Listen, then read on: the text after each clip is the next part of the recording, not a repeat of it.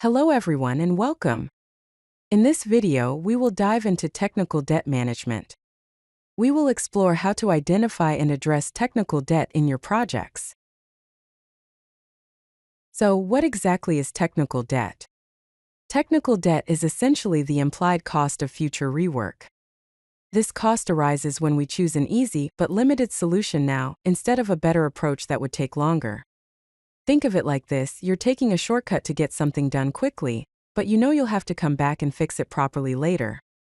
Just like financial debt, technical debt accrues interest over time. This means that the longer you leave it unaddressed, the harder and more expensive it becomes to implement changes in the future. Technical debt comes in different forms.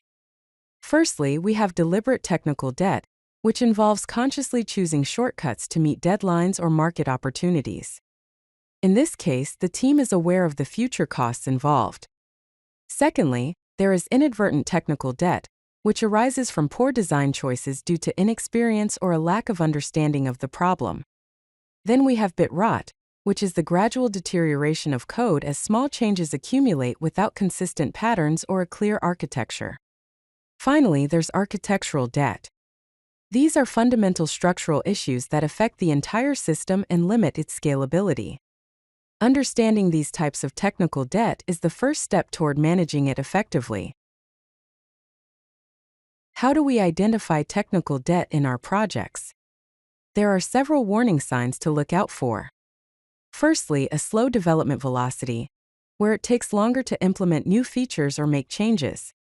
Secondly, frequent bugs in the same areas of the codebase, which may indicate underlying design flaws. Thirdly, inconsistent coding patterns across different parts of the system. Fourthly, difficulty onboarding new developers, as they struggle to understand the complex and poorly structured code. Finally, brittle tests or the absence of tests altogether, making it hard to ensure the code works as expected.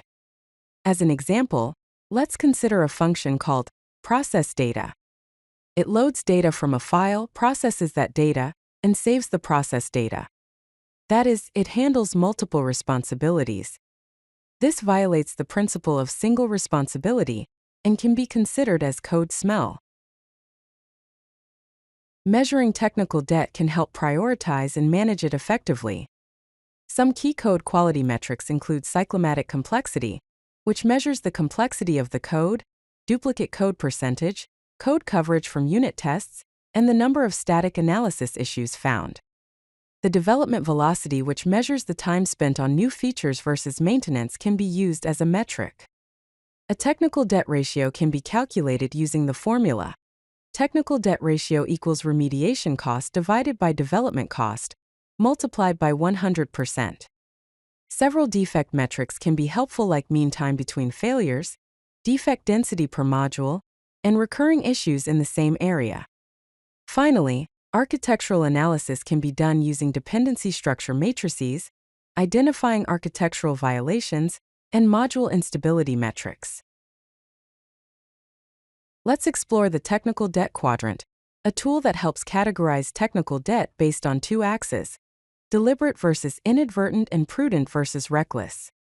In the deliberate and prudent quadrant, you find situations where the team says, "We don't have time right now, but we'll document it and fix it later." These are strategic decisions made with full awareness and planning.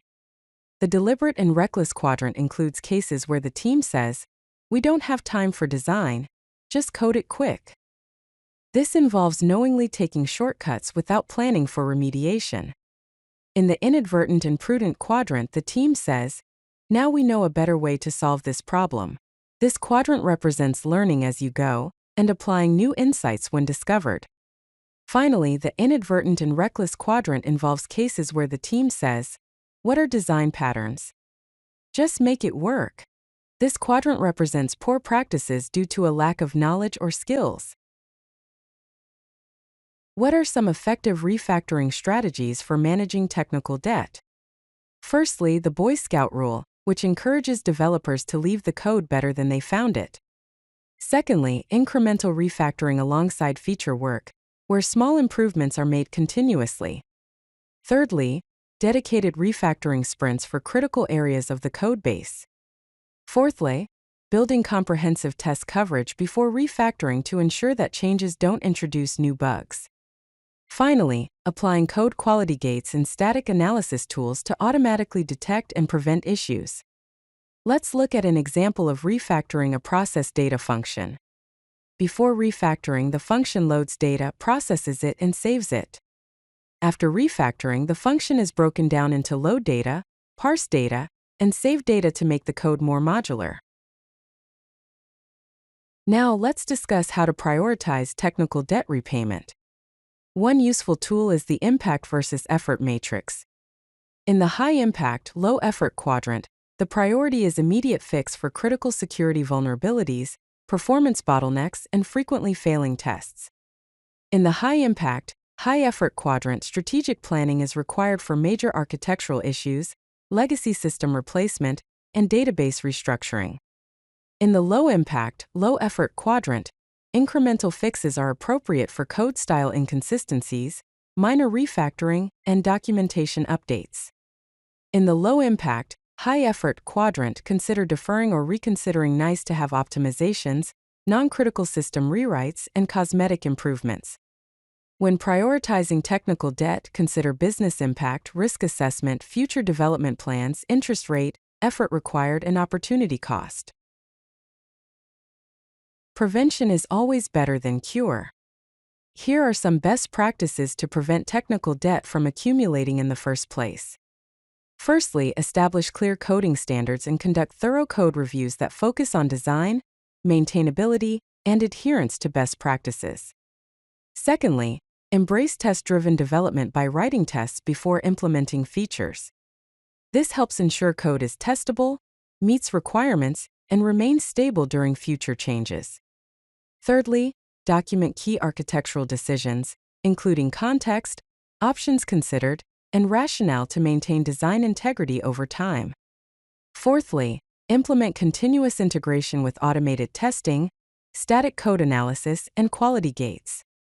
Fifthly, maintain a technical debt backlog to make debt visible and allocate regular time for addressing high-priority items. Finally, foster a culture of learning and collaboration through pair programming, tech talks, and documentation to prevent knowledge silos. To get buy-in for addressing technical debt, it's essential to make a strong business case. Highlight the costs of technical debt, such as decreased development velocity, increased bug rates and support costs, developer frustration and turnover, difficulty implementing new features, and increased operational incidents. Also, emphasize the benefits of debt reduction, such as faster time to market for new features, improved software quality and stability, reduced maintenance and support costs, enhanced team morale and productivity, and better adaptability to changing requirements. One can present return on investment metrics after technical debt reduction like bug rate, development velocity, support costs, release frequency, and onboarding time. If you like this video, hit that like button and don't forget to subscribe. Visit codelucky.com for more such useful content.